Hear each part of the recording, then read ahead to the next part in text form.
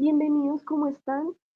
El día de hoy vamos a presentar el lanzamiento oficial de un libro basado en una investigación rigurosa que logra desenterrar del olvido la masacre cometida contra militantes de la Juventud Comunista Colombiana en Medellín en 1987. Estamos emocionados de presentarles el libro La sangre de nuestros mártires jamás será olvidada, masacre contra la Juventud Comunista de Medellín en 1987, escrito por Harold García Pacanchic, quien es licenciado en Educación Comunitaria con énfasis en Derechos Humanos de la Universidad Pedagógica Nacional. Cuenta con dos especializaciones de la CLACTO y FLACTO Brasil en Derechos Humanos, Memorias Colectivas y Enseñanza de las Ciencias Sociales. Además, es magíster en Educación con énfasis en Ciencias Sociales, Ética y Política de la Universidad Distrital José Francisco de Caldas. Actualmente se encuentra cursando un doctorado en Educación. Es imprescindible mencionar que el prólogo fue realizado por el profesor Renan Vega Cantor, licenciado en Sociales de la Universidad Distrital José Francisco de Caldas, economista de la Universidad Nacional y doctor de la Universidad de París 8. Además de obtener el Premio Libertador al Pensamiento Crítico en 2007 en Venezuela. El epílogo fue realizado por Alejandro Cabezas Guerrero, licenciado en Ciencias Sociales de la Universidad Pedagógica Nacional, especialista en Ciencias Políticas de la Universidad Sergio Arboleda, actual profesor nombrado por el distrito en Bogotá, escribió acerca de procesos de memoria histórica del movimiento juvenil en los años 80 y columnista de opinión en diversos medios nacionales. Este libro fue basado en una investigación que se nutrió principalmente de testimonios orales, lo que fue esencial para construir una verdad expresada en memoria colectiva con el fin de dignificar los hechos que ocurrieron el 24 de noviembre de 1987, construyendo realidades desde los testimonios de los actores que afrontaron estos hechos. Además, usa diversas fuentes de prensa y fotografías garantizadas por el seminario Voz, que fue órgano central del Partido Comunista Colombiano y de la JUCO. Esta obra no solo habla de la masacre ocurrida en la ciudad de la montaña, sino ilustra situaciones de carácter político y social que llegaron a estos hechos, como lo vendría siendo la apertura democrática que pues dio origen a la Unión Patriótica, pero también tuvo una consecuencia ahora bastante grande, que fue la persecución, desaparición, tortura y ejecución de militantes y simpatizantes de izquierda y revolucionarios en los que cayeron lastimosamente nuestros compañeros Orfelina Sánchez, Concepción Bolívar, Luz Marina Ramírez, Irán Suaza y Pedro Sandoval. Voy a leer una cita, si me lo permiten, de Harold, que dice: la resistencia se convertía en un escenario de memoria y dignidad. Vale resaltar que, si bien como lo menciona Marta Soto, la juventud comunista no ha olvidado jamás a sus compañeros que perecieron en esta masacre. La memorialización de estos hechos se ha convertido en un lugar común de los jóvenes comunistas del país, en los cuales, por medio de sitios de memoria como la Casa y la Calle 56, donde ocurrieron los hechos, no se ha permitido que se olvide lo que pasó. Antes de iniciar con el conversatorio, nos gustaría agradecer por su participación a Rafael Bolívar y Alexander Naranjo, quienes fueron sobrevivientes de esta masacre, a Marta Soto, quien también fue militante de la JUCO en 1987, como los dos anteriores, y a Alejandro Cabezas, que como mencioné antes, es una figura destacada dentro de la docencia y la investigación.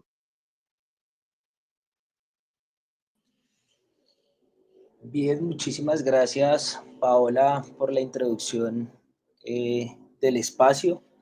Agradecido con todos y con todas ustedes por estar acompañando el día de hoy el lanzamiento de nuestro libro, de La sangre de nuestros mártires jamás será olvidada, masacre contra la juventud comunista de Medellín en 1987. Eh, Vamos entonces, Paola, como a darle la entrada al profesor Alejandro Cabezas para que, bueno, aunque ya lo presentaste, lo puedas presentar y le demos inicio a este panel en donde vamos a estar dialogando con los principales actores que contribuyeron a esta investigación. Señor Cabezas, le damos la palabra. Bueno, buenas noches a todos y todas. Agradezco el espacio, agradezco la invitación a Harold no solamente para este espacio, sino también para epilogar el libro. Un trabajo bastante pues, emotivo en lo personal, debido a que yo también venía trabajando algo parecido trabajé algo parecido, una masacre que hubo en Bogotá en el año 1985. Entonces, como que esas fibras siguieron tocándose y me gustó muchísimo acercarme a esta obra. Hemos estado muy cercanos a Harold desde que él me comentó que estaba realizando el texto, desde que él hace mucho tiempo me dijo, profesor, hermano, necesito que me ayudes con el epílogo y con mucho entusiasmo lo hizo y quiero agradecerle personalmente por esta invitación. Entonces, bueno, también saludar a Paola, saludar a los compañeros Rafael, Alexander, a la compañera Marta, eh, y, eh, y hacer como un pequeño acercamiento de lo que se trata el libro, pero no quiero extenderme mucho porque el objetivo es que ustedes se acerquen a él, lo adquieran. Y acá quiero hacer énfasis en algo, imagino que Harold nos hará una claridad al respecto. Si bien hay unos textos que se han impreso, va a haber un link de descarga gratuito del texto. Voy a ponerlo acá en el canal, en los comentarios, en el momento eh, pues que sea publicada este conversatorio, porque el objetivo es que la gente se acerque a él. Ese es el objetivo también de Harold, que la gente tenga cercanía al texto, que no tenga que decir, hombre, interesante, pero no tenga de dónde sacar un peso, porque lastimosamente en este país es complicado a veces comprar un libro, sale muy caro publicar y sale muy caro por ende comprar.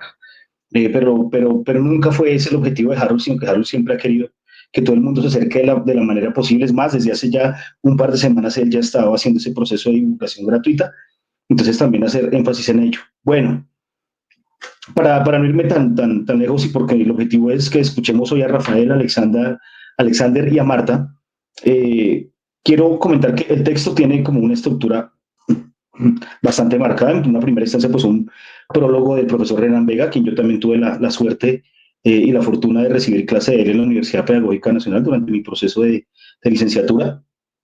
Eh, Posteriormente, pues encontramos un elemento contextual muy bien diseñado desde el análisis de fuentes literarias, también desde entrevistas a los personajes y análisis de prensa. Aquí quiero hacer mucho énfasis. Harold hace un análisis de prensa muy concretamente del órgano voz del Partido Comunista.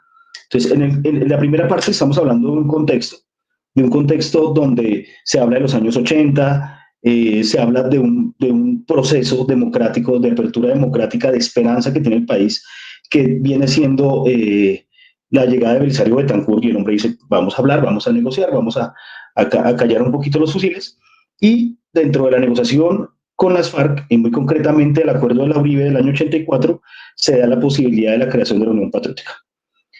Lo que pensaríamos que era una apertura democrática y evidentemente pues hubo un despertar en varias regiones del país, pues terminó convirtiéndose en una trampa para ratón. Y se empieza a generar la masacre de la Unión Patriótica, donde Harold hace un análisis bastante claro de las cifras, desde el primer muerto hasta el momento en que se da la masacre en noviembre del año 87. Eh, entonces ahí vamos de la mano lo que es el partido, lo que es la JUCO y lo que es la Unión Patriótica. Posteriormente ya hace un análisis histórico de lo que es la aparición de la JUCO y concretamente la aparición de la JUCO en Medellín y cómo logran el acceso a la casa de la JUCO. Y pues ya después hace un énfasis muy concreto y acá es donde nos va a ayudar, nos va a dilucidar y hacer un acercamiento desde la memoria Rafael Alexander y la compañera Marta en lo que fue concretamente la masacre de la tarde del 24 de noviembre del 87, que valga aclarar, fue a plena luz del día, en las narices de dos policías que están tomando tinto al frente. De allí, y pues ya viene un análisis de prensa de cómo se hace un acercamiento a lo que fue la masacre y también las manifestaciones de repudio a nivel nacional y a nivel Medellín, sobre todo en los sepelios de los compañeros y compañeras. Y al final unas conclusiones que van enfocadas categóricamente en lo que va enfocado a la memoria. Sí, a este concepto de memoria que se ha venido trabajando desde los últimos años en España, en Argentina y en el resto de Latinoamérica. Eso en concreto es como la estructura que maneja Harold, como para darles un abrebocas, un saborcito pequeño, porque el objetivo es que ustedes se acerquen al texto.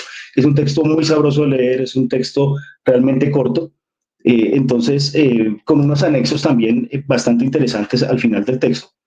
Y bueno, tener en cuenta varios elementos importantes que de pronto yo quiero como adelantarlo a modo de pregunta a los compañeros cuando hablen un poco más adelante, y tiene que ver con el paso, cuando se empieza a ver esa situación, cómo se da el paso de la legalidad, una aparente legalidad que todo el mundo está esperando, a la clandestinidad.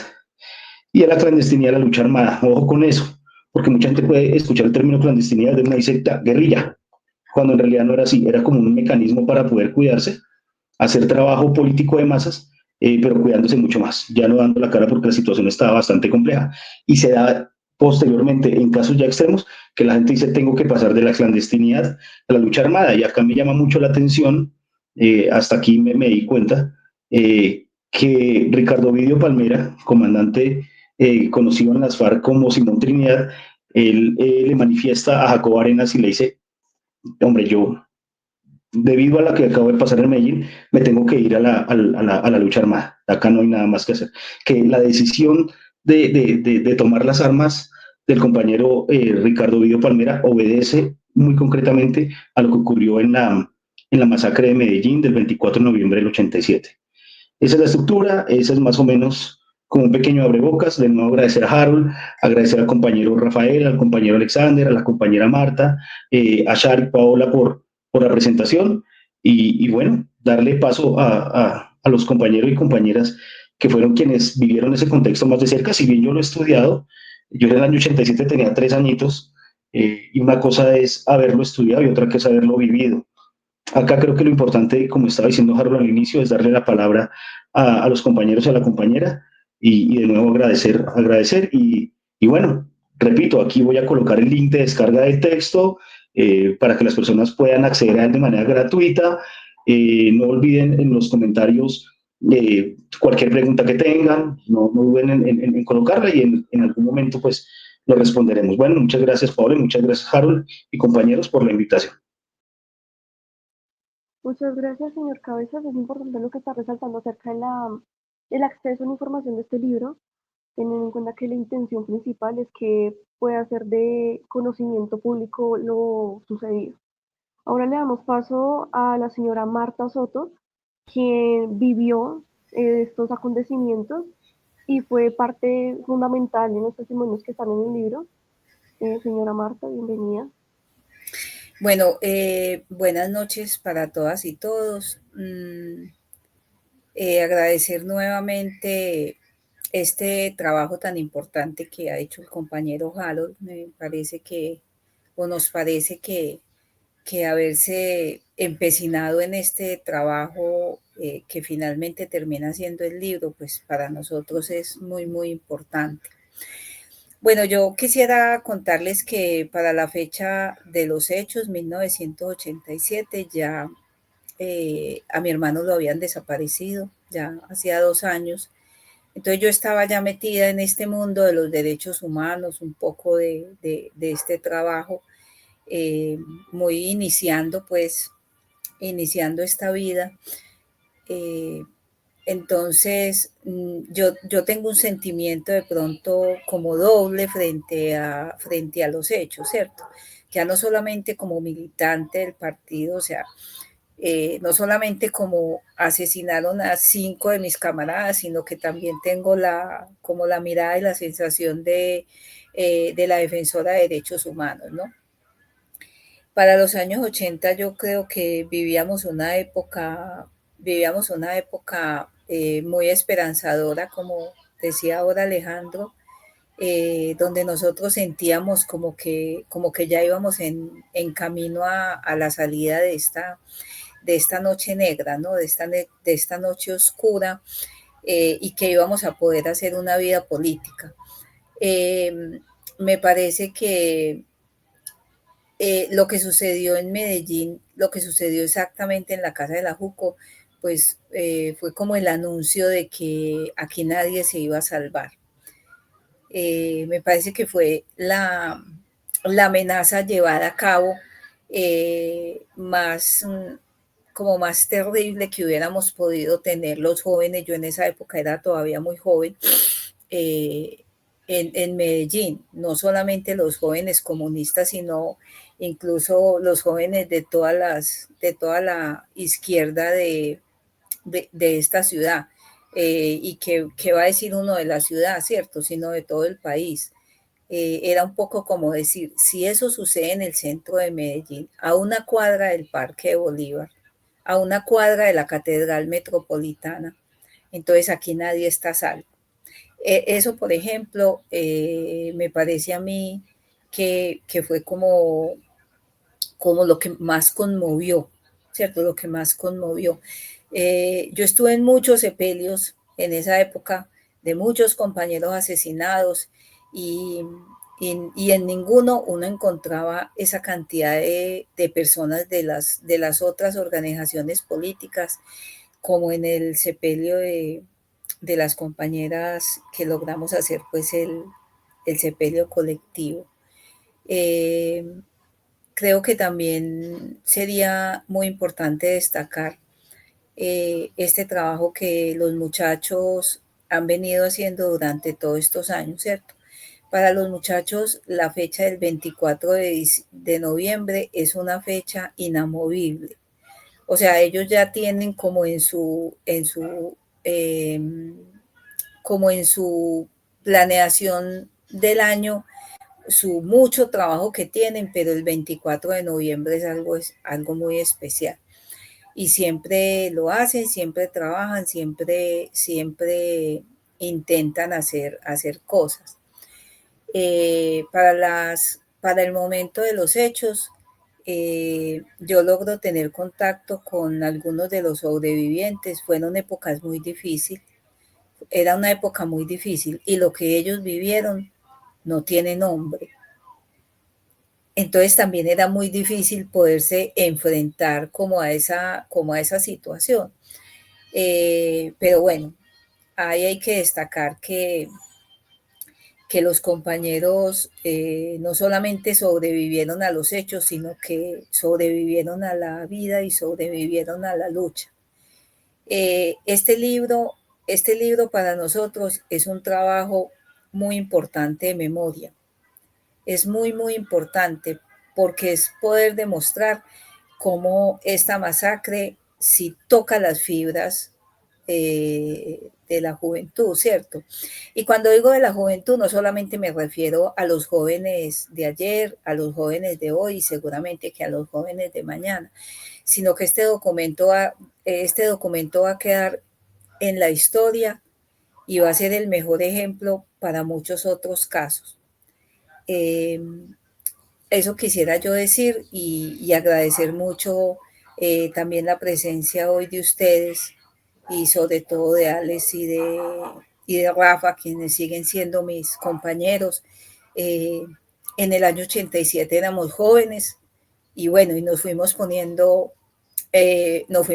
viejitos, ¿no? Pero bueno, aquí todavía estamos y aquí seguimos, que es lo más importante. Muchas gracias, señora Marta. Apreciamos mucho su testimonio. Como usted lo dice, es necesario hablar de estos temas para poder darle un valor, no solamente como juventud, sino también como militantes, seamos no militantes, sino porque somos humanos y somos parte de esa construcción histórica que tenemos que hacer constantemente para poder hacer una revisión acerca de lo que sabemos y lo que deberíamos saber. Vamos a darle la palabra a los señores Bolívar y Naranjo, quienes fueron sobrevivientes de esta masacre, para poder escuchar sus testimonios acerca de qué fue lo que pasó, qué había alrededor, qué sucedió después. Bienvenido, señor Bolívar. Muy buenas noches. Agradecerle primero que todo al profesor García, Harold García, por ese enorme trabajo que ha hecho con este libro de divulgación, de darle a conocer a nuestras nuevas generaciones, a todos estos jóvenes, a nuestros hijos, a nuestros nietos, qué fue lo que pasó en esa época y más concretamente en ese fatídico 24 de noviembre de 1987, que para esa época militaban en la Juventud Comunista, éramos jóvenes con muchos deseos de reír, de gozar, de vivir la vida, y llegan estos paramilitares, estos asesinos, y se llevan la vida de 5 valiosos dirigentes, 5 valiosas personas que hacían parte de la juventud comunista. Era digamos que una década muy, muy sangrienta. Vivía uno con temor, vivía uno con esa zozobra, ¿no? En todo momento, de que ya lo estaban siguiendo, ya que las llamadas entraban. Eran momentos muy difíciles y me toca este insuceso donde la cual salgo sobreviviente, igual que el compañero Alexander y otra compañera, y la compañera Mónica, y hasta el momento no hemos dado el brazo a torcer, porque seguimos firmes en la lucha, seguimos firmes por la causa, y más cuando nuestros jóvenes dieron su vida, nuestros jóvenes que nunca dieron el brazo a torcer, estaban ahí presentes siempre.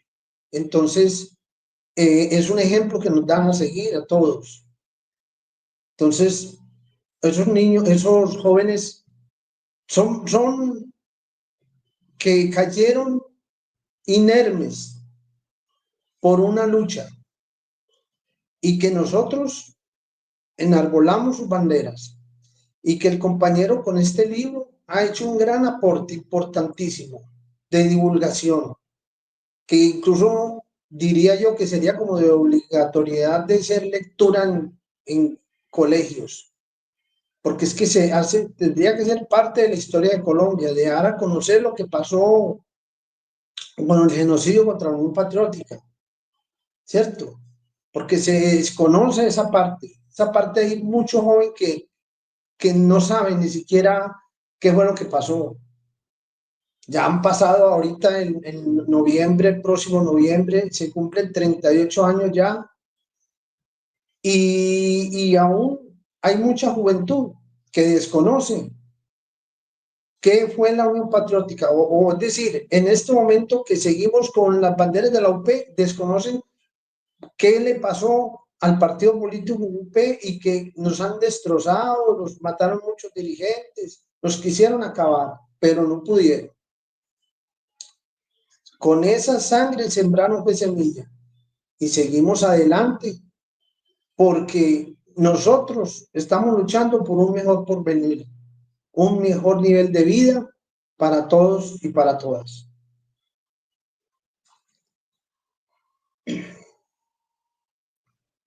Muchas gracias, señor Rafael. Es importante también lo que usted dice acerca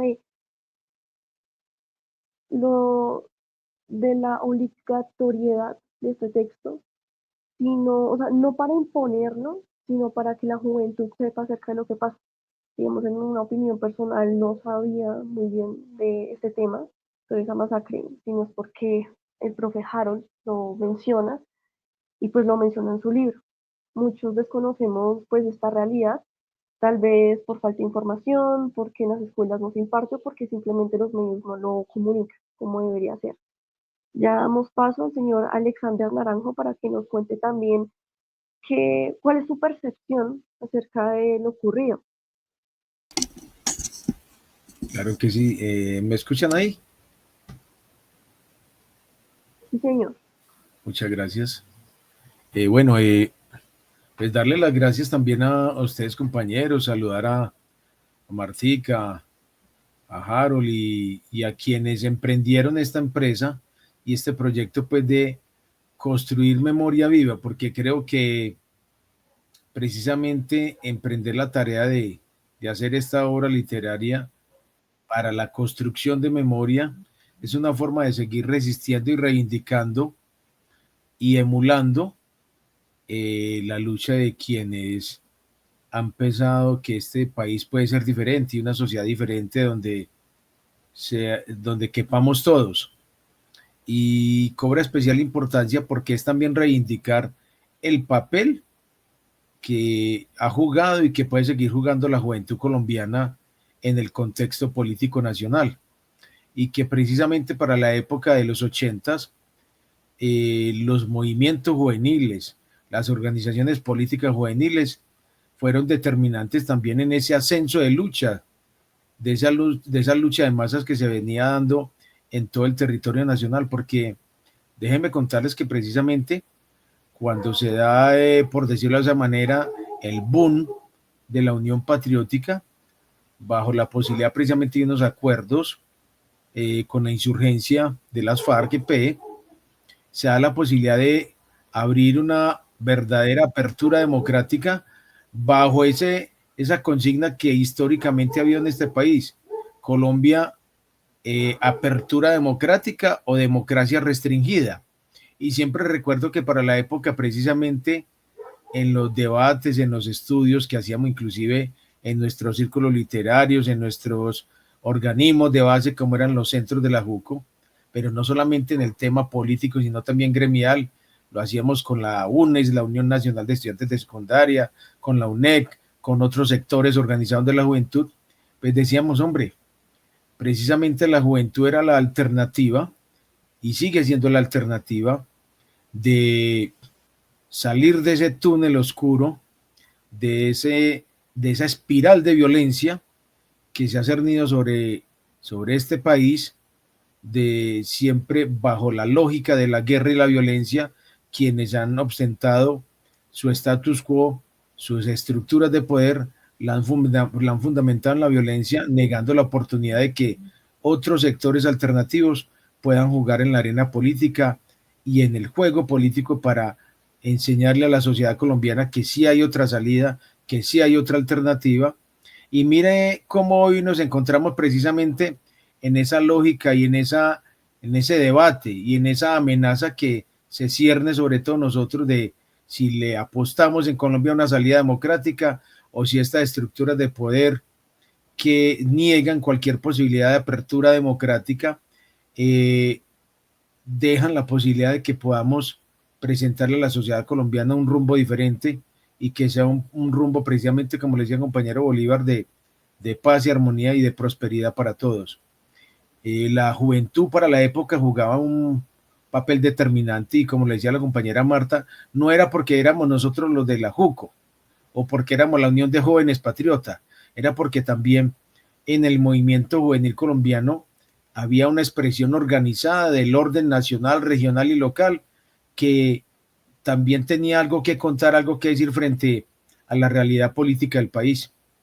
Y jugábamos un papel ahí determinante con otros sectores. Recuerdo cómo inclusive por la época, no sé si Marta lo recuerda, Bolívar, asistimos, por ejemplo, a eventos como el Encuentro Nacional Estudiantil Chucho Peña en la Universidad Nacional en Bogotá, en el Auditorio León de Grave, y era un tema maravilloso. Imagínense, yo era estudiante de secundaria de 13 años de edad, estaba en tercer, cuarto grado de secundaria, tuve la oportunidad desde el movimiento gremial, desde la UNES, la Unión Nacional de Estudiantes de Secundaria, de participar de dicho evento y toda era una escuela y o sea, el nivel ideológico y político y de análisis de la realidad del contexto nacional era tan profundo que precisamente por eso a la juventud colombiana se le tomaba como un interlocutor muy válido, muy serio en el quehacer del futuro de la nación. Pero vuelvo y repito, pues era una situación que precisamente, lo mencionaba Marta también, se abrigó la esperanza que saliéramos de esa oscuridad de la lógica del conflicto armado, de la salida de guerra, que vuelvo y repito, no era solamente una justificación desde una posición revolucionaria, la guerra por la guerra, sino que era la salida que no le dejaba otra oportunidad a vastos sectores de la sociedad colombiana para expresarse políticamente y que era un acto de rebeldía, pero también de resistencia y de supervivencia frente a un régimen que precisamente se preciaba de ser democrático y que se ha apreciado de ser democrático, que se han ufanado de ser dizque la democracia más antigua de América Latina y que precisamente uno dice, hombre, ¿y cómo vamos a hacer la democracia más antigua del continente si bajo ese régimen de democracia restringida se ha exterminado, se ha practicado la política del genocidio contra poblaciones enteras, contra movimientos y partidos que se quieren expresar en la sociedad colombiana como una alternativa ante la crisis social, ante el conflicto social y armado que ha habido en el país. Entonces, cobraba especial importancia la participación de la juventud con sus grandes cuadros ideológicos y políticos que precisamente pues todavía quedan algunos, pero que el exterminio no nos dejó por fuera y precisamente el régimen viene ello una amenaza porque, vuelvo y repito, las discusiones, los planteamientos, las propuestas que llevábamos eran muy serias. Recuerdo, por ejemplo, cómo desde esas luchas, por ejemplo, juveniles de secundaria, el solo hecho, por ejemplo, de tener una consigna para el movimiento estudiantil, como era una tarifa diferenciada del transporte, porque vastas capas de la sociedad colombiana de escasos recursos, de escasos ingresos, de capas obreras, pues no tenían los ingresos suficientes para garantizarle a sus hijos el poder acceder a una universidad, a una educación gratuita y de calidad para toda la juventud colombiana. Es una consigna que sigue teniendo vigencia y que sigue latente la amenaza de un modelo económico sustentado ideológicamente en la acumulación de riqueza a costa de la pobreza de las grandes mayorías de la nación, pues que se la juega inclusive con la guerra. Y recordamos como exponentes de la ultraderecha colombiana como Bisbal Martelo, que precisamente fue presidente de Fedegan, decía, hombre, y lo decía abiertamente, hombre, el empresariado de la agricultura en Colombia dice que más fácil financia los ejércitos paramilitares que sea antes que hacer un acuerdo de paz o que hacer una reforma urbana, una reforma agraria. Lo de la reforma agraria, pues, vuelve y toma vigencia, por ejemplo, con el gobierno de Petro, pero ha sido una consigna precisamente desde el movimiento insurgente, desde el proyecto político Unión Patriótica, cuando hablábamos, por ejemplo, de la reforma urbana, también en las ciudades, para que vastas capas de obreros pudieran acceder a una vivienda digna, no lo permitían. Y entonces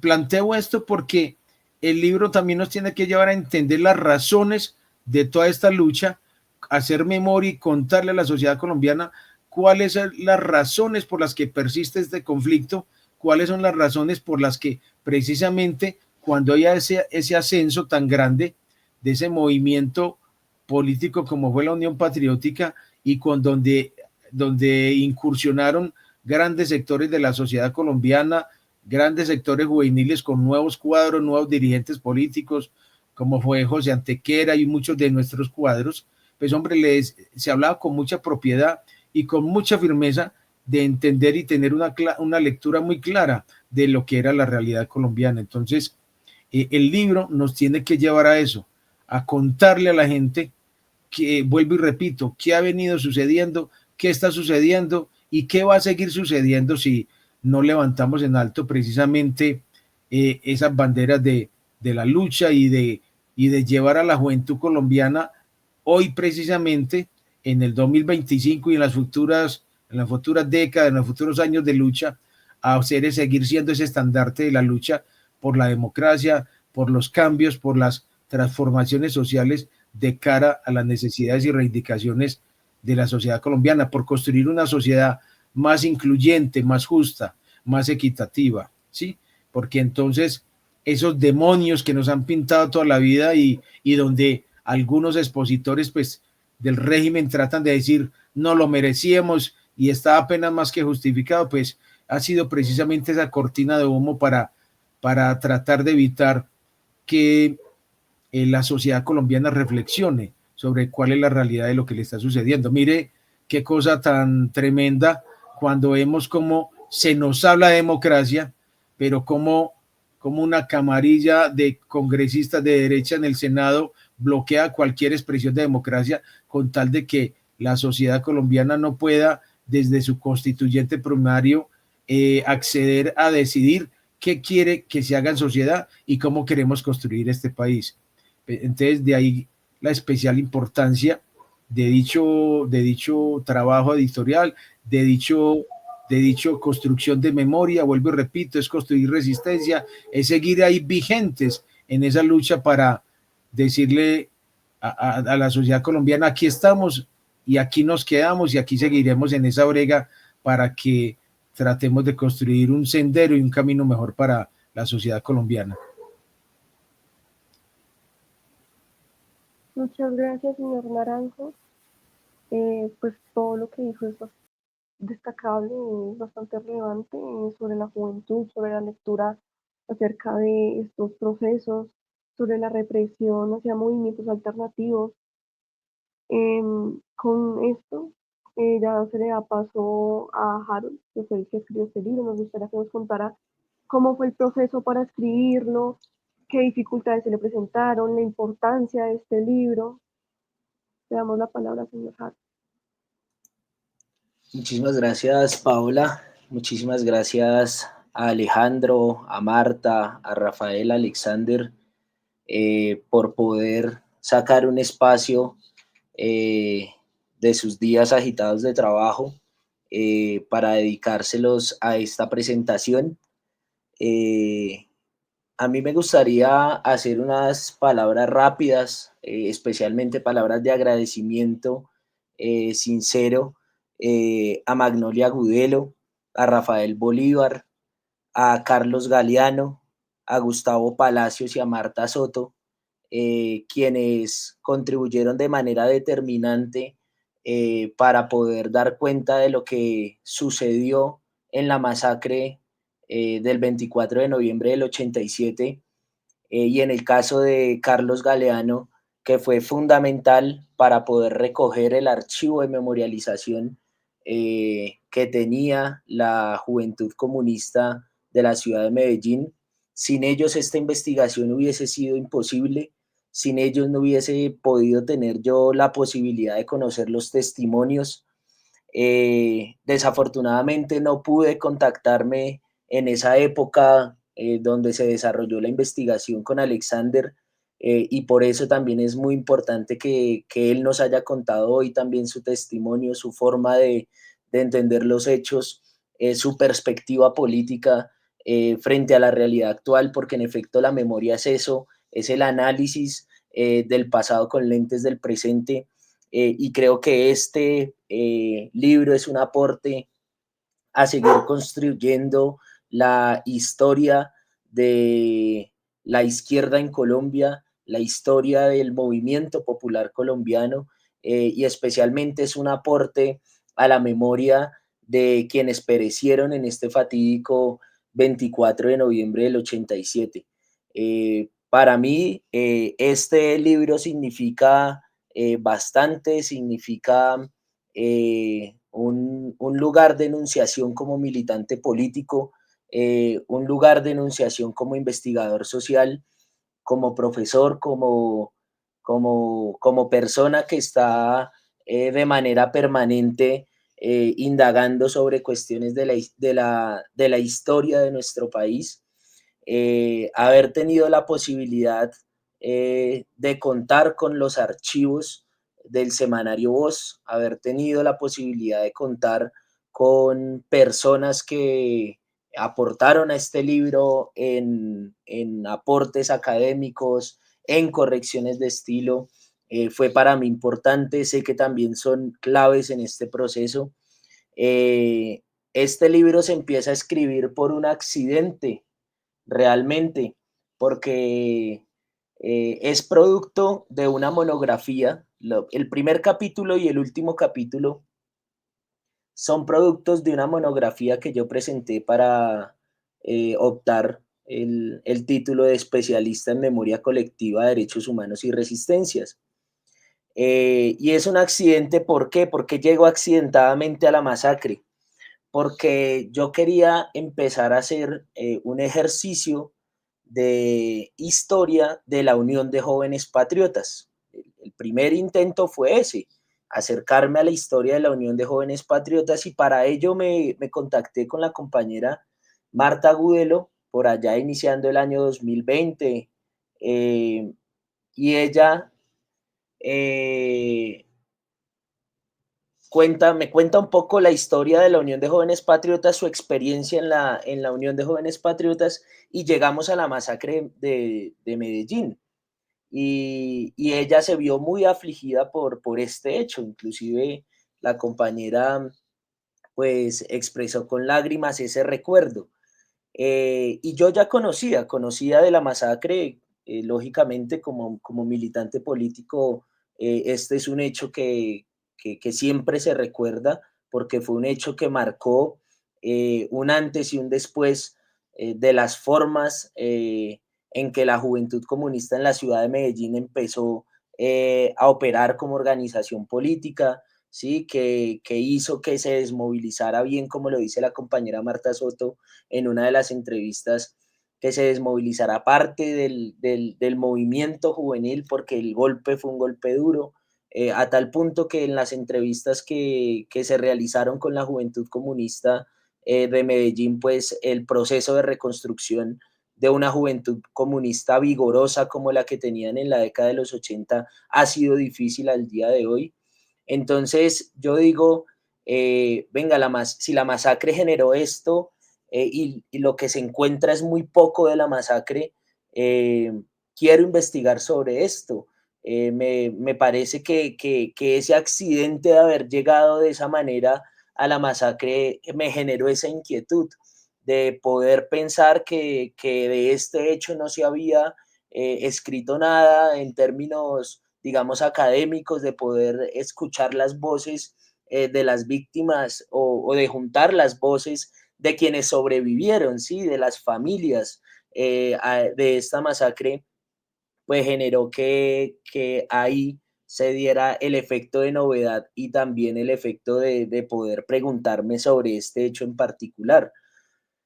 A partir de eso, pues se empezaron a buscar los contactos, se empezaron a hacer las entrevistas, se empezó a hacer una recolección de archivo específicamente del semanario Voz. Yo hago una lectura del archivo del semanario Voz desde 1987 hasta el año 2020, en donde intento encontrar qué se ha dicho en el semanario Voz, ya esos años después de haber presentado la monografía, porque le vinculo dos capítulos más, que son dos capítulos claves, que es un capítulo que habla específicamente del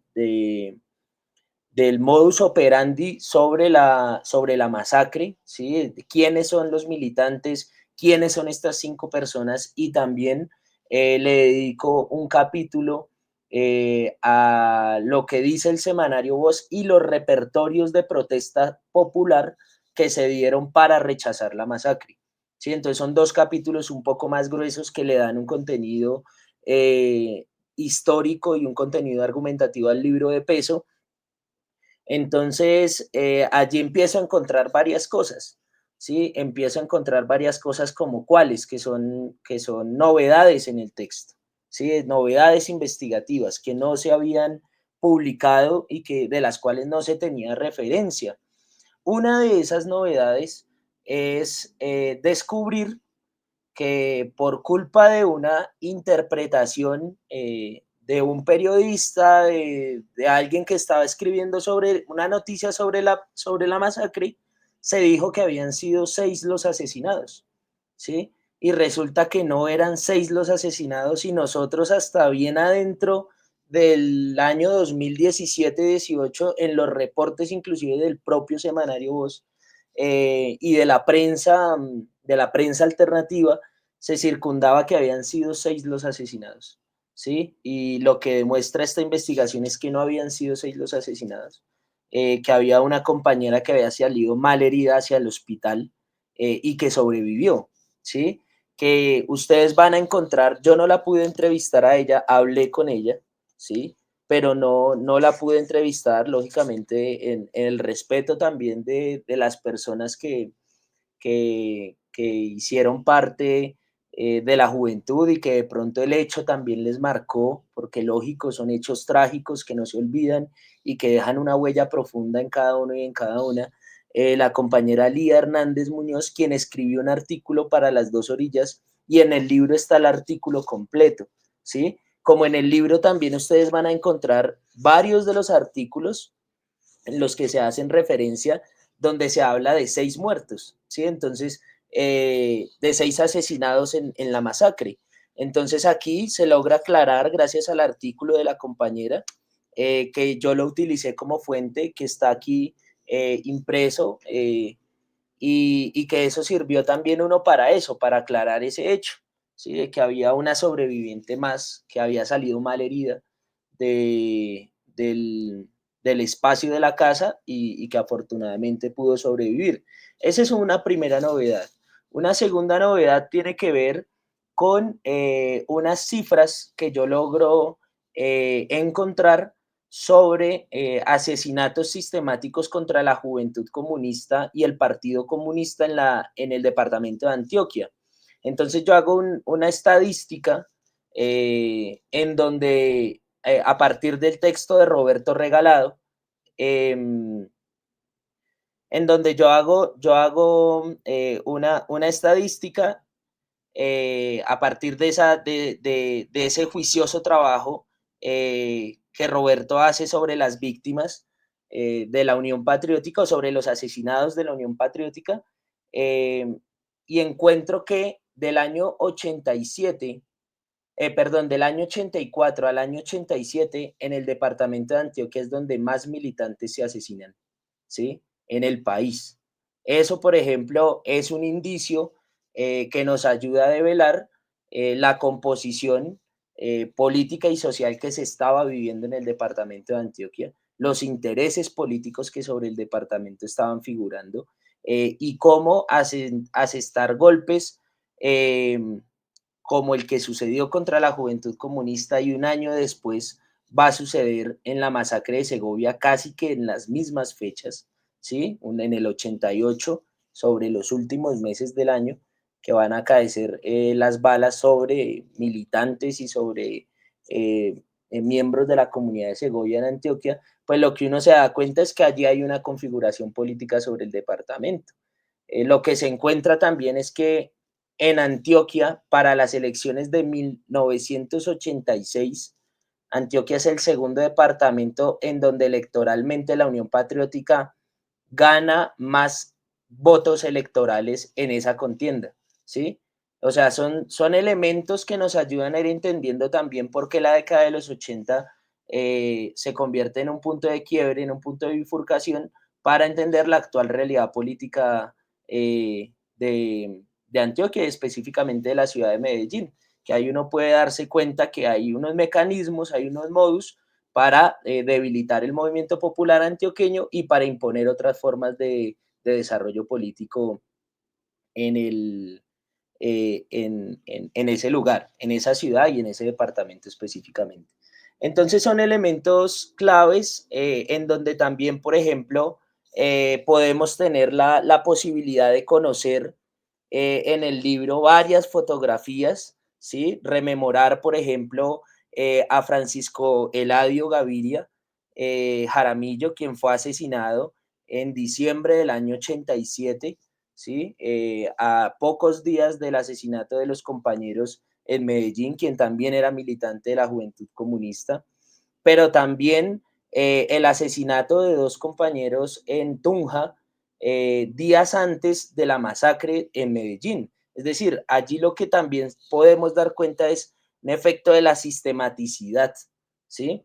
La sistematicidad que hay contra el movimiento juvenil, la sistematicidad que hay contra la Unión Patriótica, que son los compañeros César Alfonso Rodríguez, de 23 años, y Juan Carlos Vargas, de 19 años, a quien también habría que mirar cómo poderles hacer un homenaje, porque son compañeros que mueren exactamente 8 días antes de los compañeros de Medellín, ¿sí? Y digamos que esos son elementos pues interesantes que tiene el texto, elementos que permiten dar a conocer qué estaba pasando en el contexto colombiano y también cómo la masacre pues ayudó a reafirmar unas condiciones políticas claves en el desarrollo de la composición social, cultural y política de la ciudad de Medellín. Además de eso, se hace un trabajo también en homenaje a los procesos de lucha que se dieron para no dejar perder la memoria de la masacre desde el primer día en que aconteció el hecho, ¿sí? Cómo salen a protestar compañeros en Bogotá, en Popayán, en Bucaramanga, en la ciudad de Cali, donde se hacen multitudinarias movilizaciones, donde hay una unidad real del movimiento juvenil contra el hecho, donde la personería de Antioquia es tomada por los compañeros del movimiento político a luchar, donde en Bogotá se toman las instalaciones de Caracol Radio, donde José Antequera, que también va a ser un asesinado de la Unión Patriótica, que es dirigente nacional de la Juventud Comunista en esa época, juega un papel preponderante en términos de poder rescatar la memoria de los compañeros, de no dejar que pase el hecho impune en los primeros días. Este es un libro que tiene mucha fotografía, es un libro rico en imagen, donde ustedes van a encontrar las movilizaciones, donde van a encontrar las fotos de los compañeros, donde van a encontrar las fichas del periódico Voz, los artículos del periódico Voz fotografiados, donde hay una gran cantidad de fotografías de los eventos de memorialización. Es decir, allí se jugó, digamos, con el archivo fotográfico y con el archivo oral y escrito de manera muy, digamos que muy bien trabajada, donde se logra tener la posibilidad de conocer el contexto, de conocer los procesos de memorialización. En la página 82 y 83 del libro, que es el cuarto capítulo, ustedes van a encontrar una caracterización de quién era Orfelina Sánchez, Concepción Bolívar, hermana de Rafael Bolívar, Luz Marina Ramírez, Irán Suaza y Pedro Sandoval. Allí ustedes van a encontrar su fotografía, sus rostros, quiénes eran como militantes, quiénes eran como personas. Especialmente esta caracterización que yo hago de cada uno de ellos es gracias a las palabras de Rafael, a las palabras de Marta y también a las palabras de Manuel Cepeda Vargas, que jugó un papel clave en la denuncia permanente de este hecho. Lo que fue Manuel, lo que fue José, jugaron un papel clave y sin duda alguna el movimiento juvenil de la ciudad de Medellín, en donde encontramos, por ejemplo, la participación. Hay una foto muy bonita aquí de Magnolia Gudelo, donde ella está haciendo una declaración política en plena plaza pública en el sepelio de Concepción y de Orfelina, pero también vemos que hay compañeros del Frente Popular a quienes también asesinaron, hay compañeros de Aluchar a quienes también asesinaron, que participaron activamente en la memoria de estos hechos.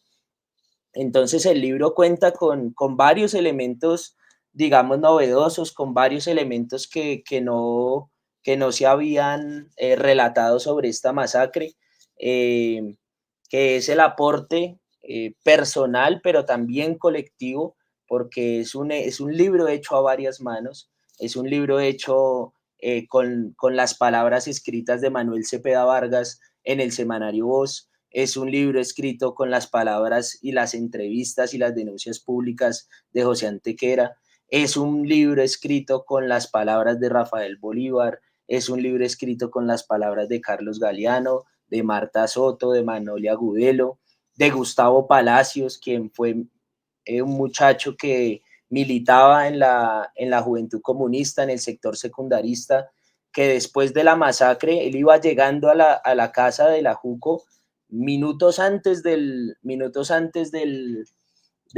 fatídico hecho, iba llegando y no alcanzó a entrar a la casa y casi él cuenta que estaba en la esquina y que empezaron a sonar los disparos, disparos que además la policía dice no haber escuchado nunca. Sí, están los testimonios aquí del alcalde de Medellín, del gobernador de Antioquia, que niegan que se escucharon los disparos, ¿sí? O sea, aquí hay toda un trabajo por intentar develar la verdad de los hechos, ¿sí? Y bueno, Gustavo, que después sale de la masacre de la Juco, de estar cerca en la masacre de la Juco, y se va a Segovia a trabajar en cultura, a hacer teatro y padece la masacre de Segovia y termina vinculándose después a las FARC, ¿sí? Y que paradójicamente Gustavo Palacios, o el Viejo Teo, como yo le llamo, me ayudó también aquí en este libro, me ayudó también en mi tesis de maestría, es decir, este es un libro escrito a varias manos. Y ya por último, también quisiera darle el agradecimiento sin duda alguna a la militancia de la Juventud Comunista, al semanario Voz, quienes contribuyeron de manera importante en la investigación. Y por último al profesor Renan Vega Cantor, quien de manera juiciosa, de manera detenida, trabajó no solamente en el prólogo, sino que también le hizo corrección de estilo al texto, le hizo corrección digamos, le hizo correcciones en términos teóricos también al texto que a mí me parecieron importantes, ajustes que fueron fundamentales para esta última entrega.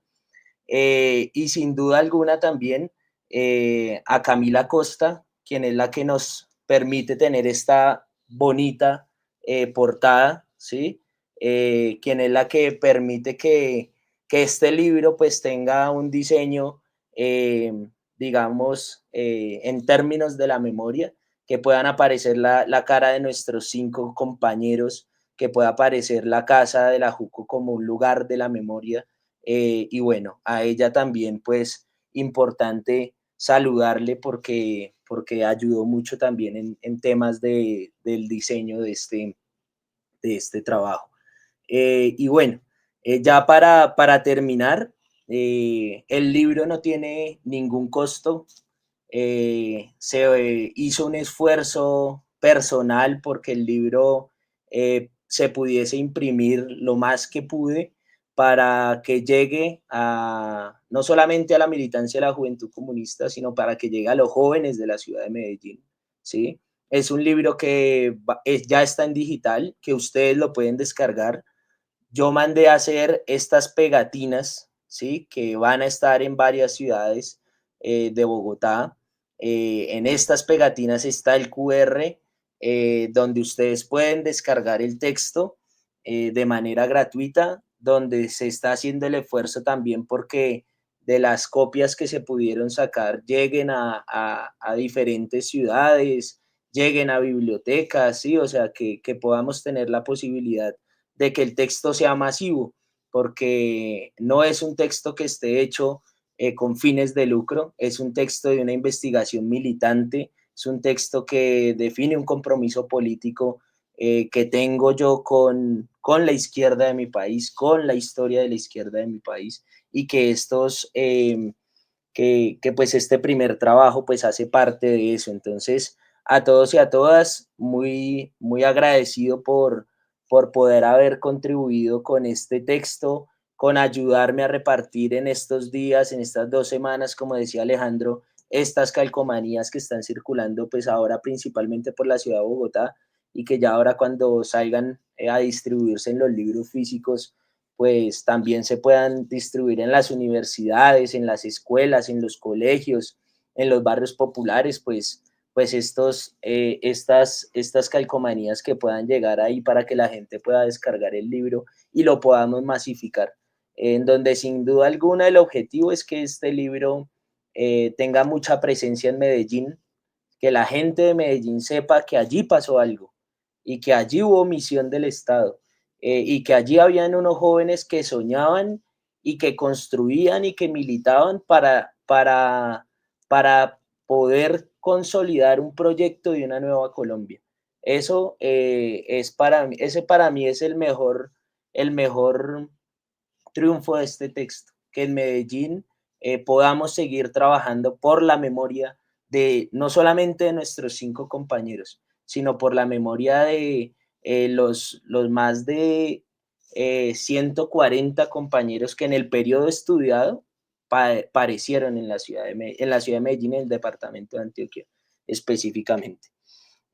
Bueno, eso sería. Muchísimas gracias. Ya pues la idea entonces dejo a Paola para que vayamos cerrando el espacio. Muchas gracias, señor Harold, por esta obra y por expresarnos cómo realizó este libro y el arduo proceso que llevó, porque no es fácil hacer una obra que recoja testimonios vivos y que tenga tanto detalle. En esta obra, al leerla, se nota que hay un esfuerzo, se nota que hay un detalle por buscar qué hay, qué no hay, si se puede comprobar, qué versiones hay, ya que hay un contraste claro entre la versión oficial que dan los medios de comunicación y la versión que dan los testigos que pues vivieron estas situaciones. Pues no queda más, nada más que decir. Participado de este conversatorio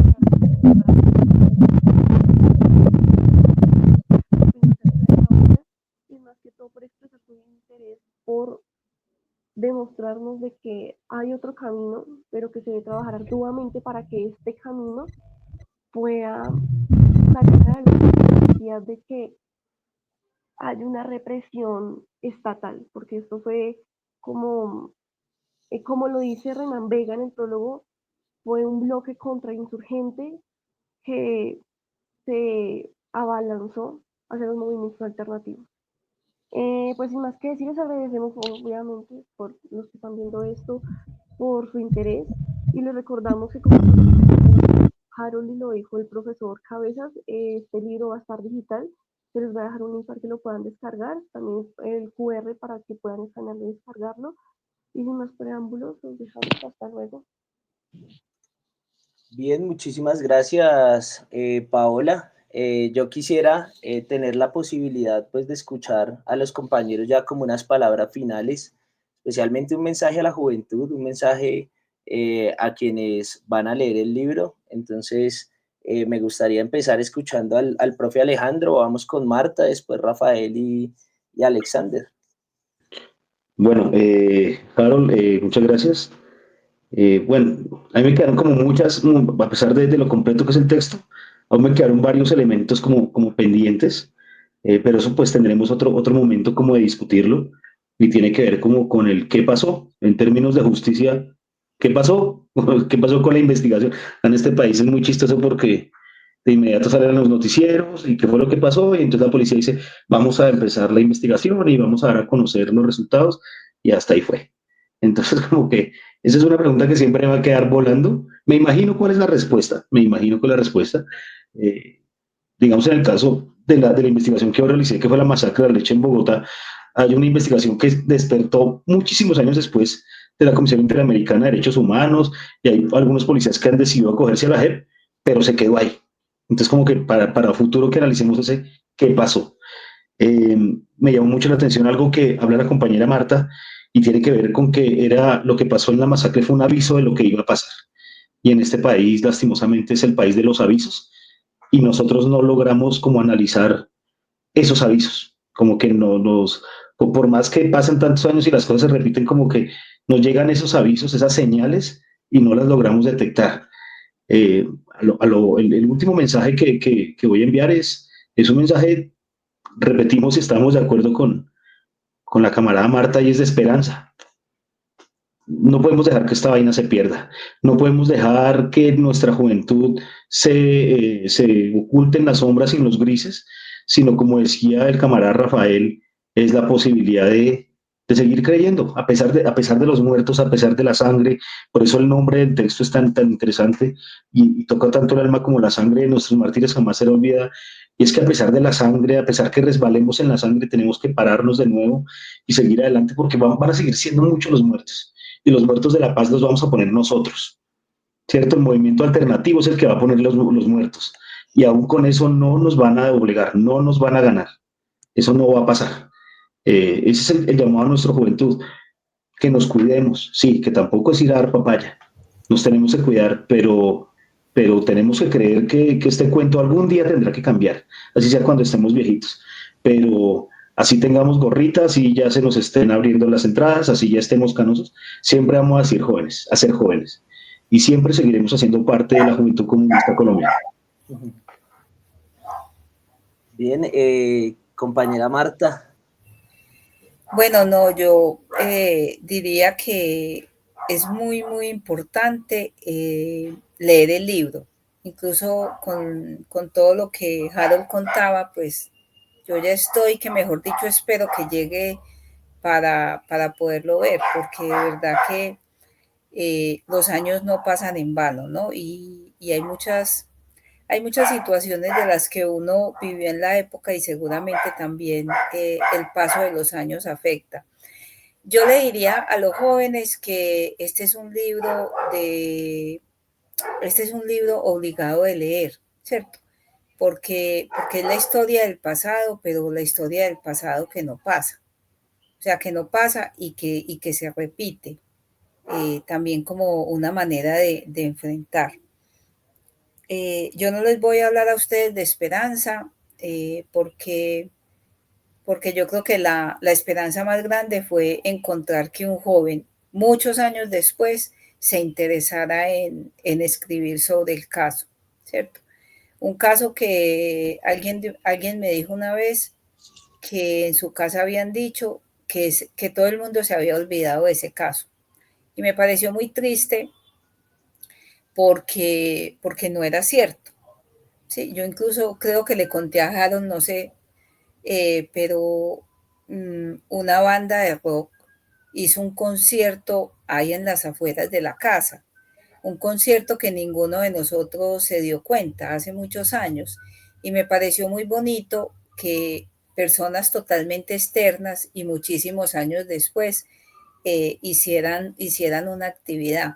Entonces, creo que hay que impulsar mucho a los jóvenes desde, desde el movimiento de víctimas. Tenemos un espacio que se llama la Escuela de la Memoria y ahí Harold tuvo la oportunidad de presentar el libro y cada rato las señoras, las compañeras me dicen, óigame, ¿y el libro qué? Sí. Yo no sé qué voy a hacer porque, bueno, a las compañeras es difícil decirles, mire, cojan este QR y bajen el libro. No, es como difícil. Pero sí me parece que quedaron muy interesadas.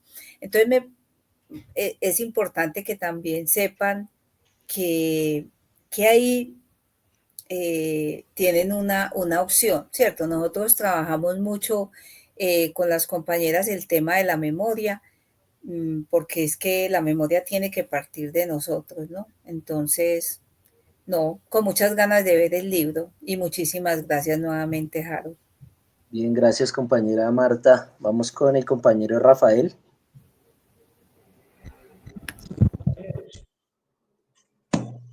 Este libro es súper importante para esta nueva generación y a los jóvenes. Sería una lectura pues muy amena, pues donde está toda la historia de cómo sucedieron los hechos y el aporte que se hace en el libro, es que de no repetición, digamos, y de que todos estos jóvenes se den cuenta de la lucha que han tenido por décadas la juventud comunista, los jóvenes en la ciudad, ¿cierto? De que lo tomen como una herramienta, pues, para, para su trabajo político y para que los jóvenes, pues, se eduquen también políticamente. Quisiera de que de pronto, en la medida de las posibilidades, a fin de año, en noviembre, en fin, dentro de la presentación del libro físicamente, pues, como tratar de hacer también un encuentro con jóvenes donde también se les obsequie y ahí intercambiar también. Sería muy bueno en la medida de las posibilidades. Claro que sí, esa es la idea, que podamos tener la posibilidad en noviembre de hacer un lanzamiento formal en Medellín, de podernos encontrar allí también, de poder hacer un esfuerzo también económico para poder seguir imprimiendo más libros, para seguirlos regalando, porque es el objetivo, que los libros se regalen, que los libros estén en las manos de los jóvenes, que estén en nuestros hogares. Bien, como decía Rafael, y eso me parece importante, que sus hijos, que sus nietos puedan ver el libro, ¿sí? Que sus hijos, que sus nietos, que sus familiares puedan tener cercanía con esta investigación, que también es un logro importante, que la memoria, esa memoria y esas palabras que ustedes me regalaron en sus entrevistas, que están consignadas en este libro, pues sigan teniendo eco en sus familias. Bueno, y por último, Alexander. Gracias, Harold. No, pues decirles que creo que el libro termina siendo una bibliografía recomendada precisamente para la construcción, seguir en ese trabajo de la construcción de la memoria colectiva, porque obviamente desde lo individual, pues tenemos nuestro sentir, nuestra percepción, pero cuando lo hacemos colectivamente estamos volviendo precisamente a resignificar y a dignificar la razón de ser precisamente de este proyecto político que sigue totalmente vigente y ya lo decían, debe ser nuestro aporte precisamente para que nuevas generaciones, vastos sectores de la juventud, continuemos teniendo un referente de la justeza de esta lucha que se sigue librando y que sigue teniendo total vigencia. Bien, muchísimas gracias, Alexander. Muchas gracias a Paola por la moderación del espacio. Y bueno, agradecido con ustedes de nuevo, a la gente, pues bueno, que pueda descargar el libro, que lo pueda disfrutar, que lo pueda difundir también. Y bueno, en la próxima ocasión de seguro ya nos estaremos viendo en la ciudad de Medellín. Un abrazo para todos y para todas. Hasta luego. Chao, gracias. Hasta pronto.